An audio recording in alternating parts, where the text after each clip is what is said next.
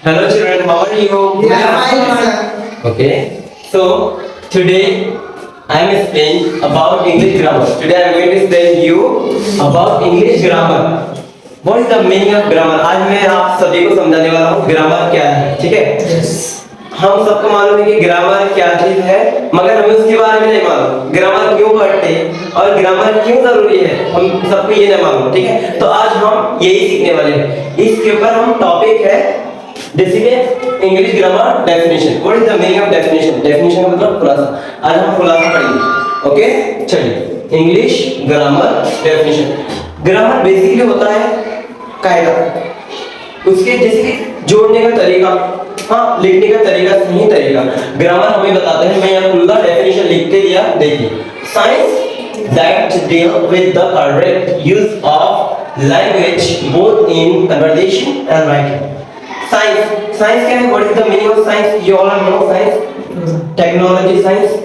Science हमें बताते हैं, इंग्लिश का साइंस हमें बताता है ग्रामर का, that deal with the correct, English को करेक्ट तरीके से लिखने का तरीका, करेक्ट यूज ऑफ लैंग्वेज। कोई भी एक लैंग्वेज होगा, हर एक दुनिया में जितने भी लैंग्वेज है, कोई भी लैंग्वेज होगा, वो एक लैंग्वेज में ग्रामर रहना इंपॉर्टेंट है। और ग्रामर है हर लैंग्वेज में, Chinese, American, Canadian, British, okay, Arabic, whatever language, हर एक लैंग्वेज में ग्रामर रहना कंपलसरी है।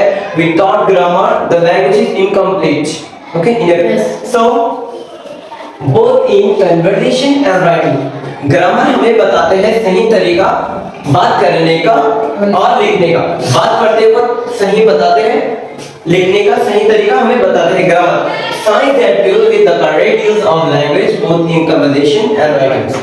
So you all understand the definition of grammar? Yes. Now after grammar we want to know parts of speech. Parts of speech definition. अभी parts of speech क्या है? इससे जैसे हम कोई भी एक लैंग्वेज करने से पहले उसके बारे में जानकारी रहना जरूरी है। जैसे कि देखो, हम पहले जो बिगिनर वन में कोर्स में क्या करें हम लोग, ABC, एक लेटर को जोड़ के क्या करें हम लोग, वर्ड लिखे, वर्ड को जोड़ के क्या लिखे हम लोग, सेंटेंस लिखे। एक वर्ड का मीनिंग रहना कंपलसरी जरूरी है।